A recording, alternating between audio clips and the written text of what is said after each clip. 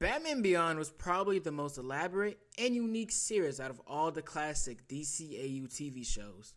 Taking place in 2039, where Gotham is called Neo Gotham, the show displays a much younger and a little bit more naive Batman. The person under the cowl is a high schooler named Terry McGinnis. Now, Terry isn't this driven, obsessed with justice loner.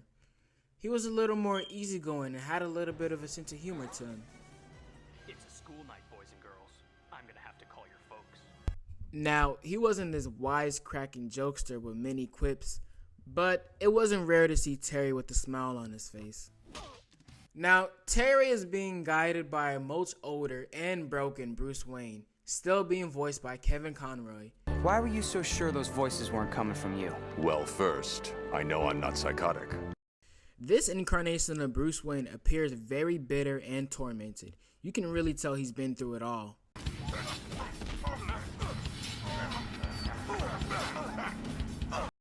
Bruce had quit being Batman a few decades prior to the events of Batman Beyond. The final nail in the coffin was when he was forced to use a gun to defend himself due to some old man health issues.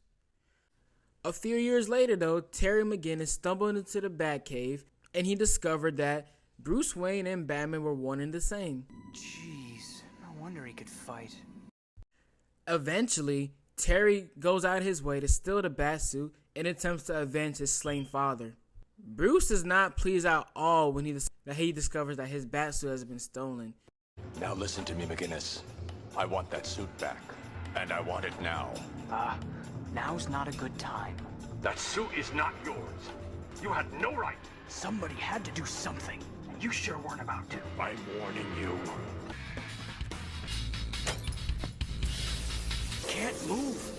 What'd you do? It's a fail-safe device. Paralyzes the suit, in case the wrong person gets into it. But he eventually understands where Terry is coming from when it comes to avenging a slain loved one. Yeah!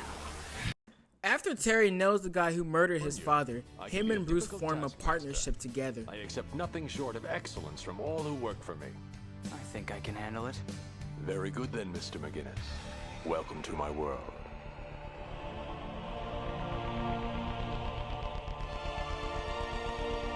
Terry and Bruce go up against many unique foes and sometimes even old ones from Bruce's past. Kept in cold storage. Now, as popular as the Joker is, you already know they had to do some type of gimmick to bring him back. Instead of making an episode about the Clown Prince of Crime, they decided to develop a direct-to-DVD feature-length film about his return.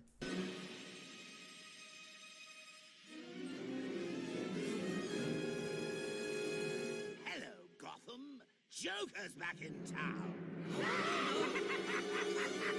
Yes, Batman Beyond: Return of the Joker, directed by Kurt Gita and story by Paul Dini and a handful of other people.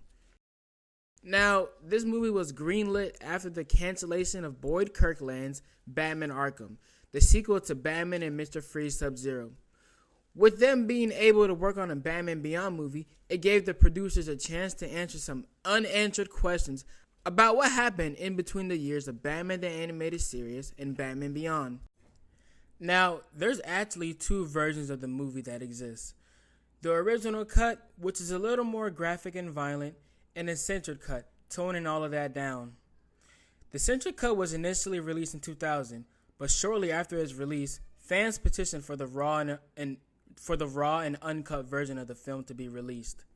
And shortly after, Warner Brothers released the uncut version of the film in 2002. The reception of the film was actually very positive.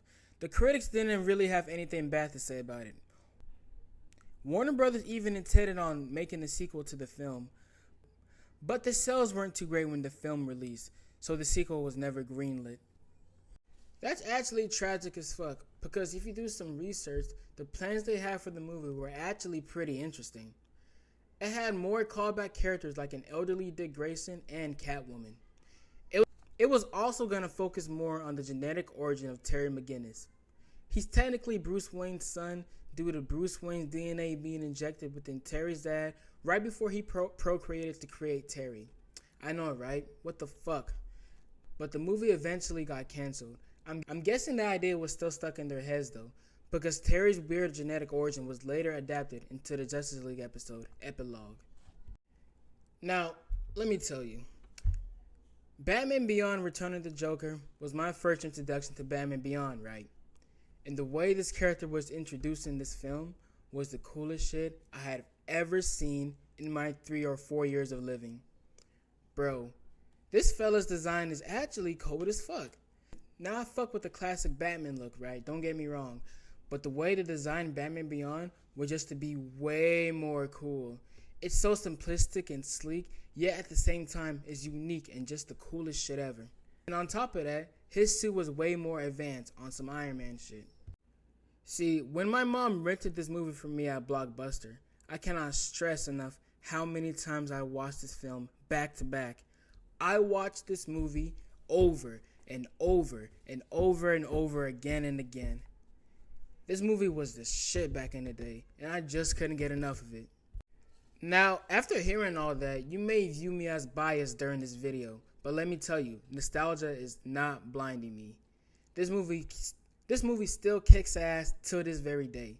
If you ask me, it's one of the best Batman films of all time, and I'm surprised no one really talks about it like that.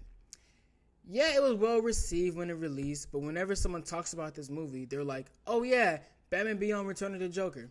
It was cool. Like, everyone just watched the movie, acknowledged it was solid, and never talked about it again. When people talk about the best Batman movie ever, it's always The Dark Knight. Drop the gun. Oh, sure. You just take off your little mask and show us all who you really are. Batman Mask of the Phantasm. You just don't know when to quit, do you? And the recent The Batman movie. The hell are you supposed to be?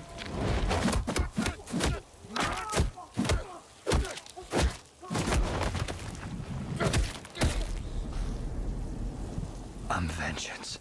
And I do feel like these movies are very good films, but at the same time, they're kinda overrated. But that's for a completely different video.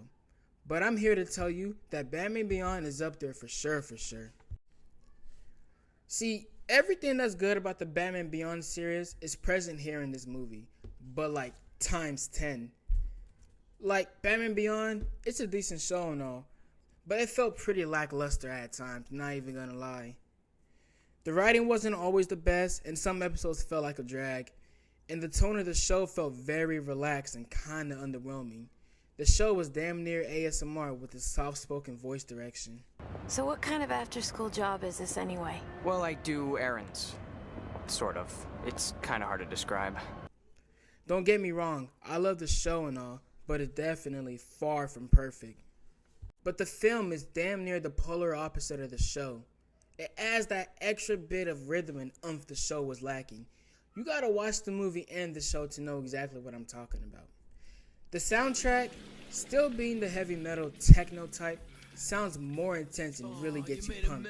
Drag.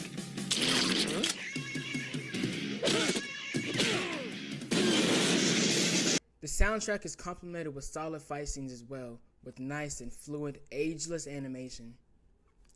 Like, you never get sick of watching Batman pummel the Jokers in the film. There's even a scene where he beats their ass even without the bat suit. And people say the suit makes Terry. The Jokers actually have a bit of personality too. They're not lazily designed with generic thug dialogue. In your day, ever since you conned your way into this gang, it's been your day this and your day that. Bonk. And the twins are supposedly the granddaughter of Harley Quinn. Thanks I get. Ow! Break a grandmother's heart. I hope they throw the book at you. Oh, shut up, Nana Harley. Even though we watch Harley fall into a deep abyss in the flashback, but okay. Let's talk about the Joker though. Now, this is my personal favorite Joker performance by Mark Hamill.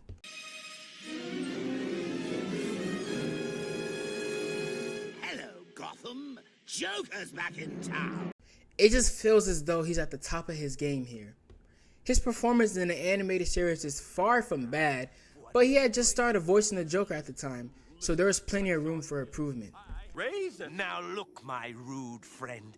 We can't have people cursing at each other on the freeway. It's simply not polite. Here, I think his performance is just perfect.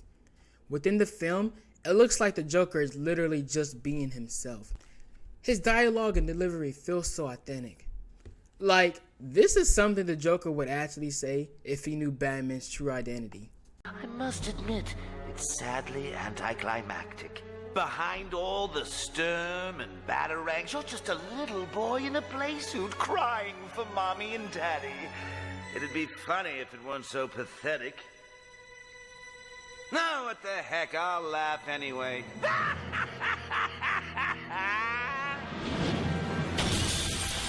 The Joker being back presents a mystery element to the film. How is the Joker back after all these years, and why does he appear so youthful? Is someone taking on the persona? Is it a clone? We don't know. But when he makes his first public appearance though, Bruce literally cannot believe it. Bruce knows how dangerous someone like the Joker is, so he forbids Terry from being Batman in an attempt to protect him. I want you to give back the Batman suit. What? Why? Every time I put on that suit, it's my chance to help people who are in trouble. I guess on a personal level, it's a chance to look like a worthwhile human being again. It's what I want, Bruce. Stupid kid. You don't know what you want. None of you ever did.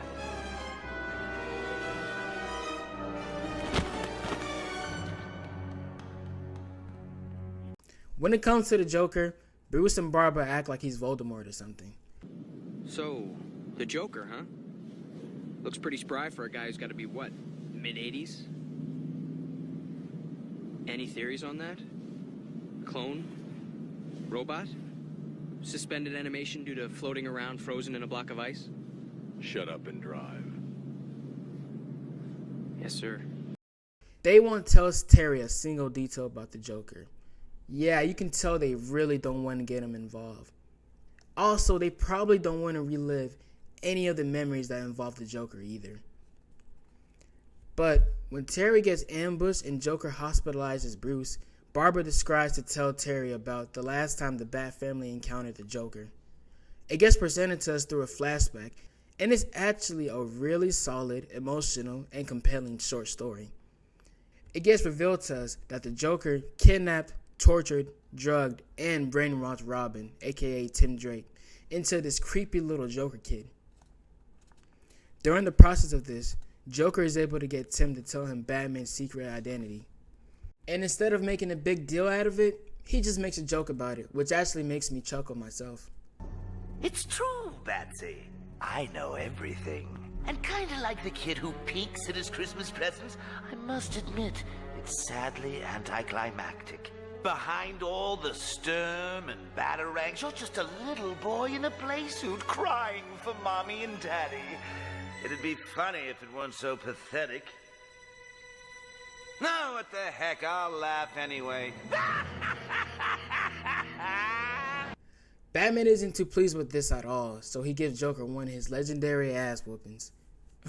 That was funny. The Joker manages to get the upper hand for a minute and offers Kid Joker the opportunity to finish Batman off. But then Tim snaps back for a little bit and shoots the Joker instead. That's not funny. That's not... Now, this is actually a really impactful scene. This flashback depicts some of the Joker's best moments, and it really shows how truly evil and maniacal the Joker is. Pretty fucking dark for a kids movie if you ask me. But that's what I love about this movie and the DCAU in general. It's directed towards kids, but any adult can easily appreciate this. Going back to the movie though, after hearing this story, Terry goes solo for a bit to try and find out who the Joker is and put it into his reign of terror. Price is meant to throw the viewer off on purpose, as he's an obvious suspect of being the Joker. He resembles how the Joker would look without makeup, and is even voiced by Mark Hamill himself. And it makes sense how Price would go after Wayne, because Wayne did take away his chance at being CEO at Wayne Enterprises. When he finds out that Price was just a mere pawn of the Joker, it puts Harry back at square one. As you can tell, the plot of the movie is really unique and solid. It has a lot of callbacks to the original series and just feels very clever and original. Like mentioned previously before, the flashback scene is great and feels like watching an episode from the original series. The film hits all types of notes like hyped and energetic. What are you doing? Fighting dirty. The real Batman would never... Told you didn't know me. As well as sad and emotional. It's okay, Tim. It's okay. Now, I really dig the climax of this movie though. Watching Tim Drake transform into the Joker was on some werewolf monster movie type shit, to be honest. When Batman fights the Joker at the end of the film, it's freaking awesome. The Joker is actually able to keep up with Batman in the fight due to him inhabiting Tim Drake's body. And man, seeing Joker have the edge over Batman in the physical encounterment is the most menacing shit ever. He taunts and mocks Terry, which is just great. Usually whenever you see Batman fighting the Joker, it's so one-sided. It's like watching someone beat up their little brother. The only sensible way to live in this world is without rules. And tonight you're gonna break your one rule. One thing I didn't like though was how the Joker went out of his way to point out his weak spot for literally no reason at all. Like the Joker, right? He's this clever, menacing, evil genius. Why would he do something so stupid? But the idea of it is still clever though. All of the Joker's DNA and memories were in that little chip. So it shows that the Joker was way ahead of his time to develop something so elaborate. Anyways, that's all I really have to say about this film. It's great and it still holds up to this very day. Go ahead and give it a watch for yourself if you haven't. If you had already seen it and you haven't watched it in years, go ahead and give it a rewatch. It's definitely worth your time. Anyways, it's The Real Critique and I'm out. It's him.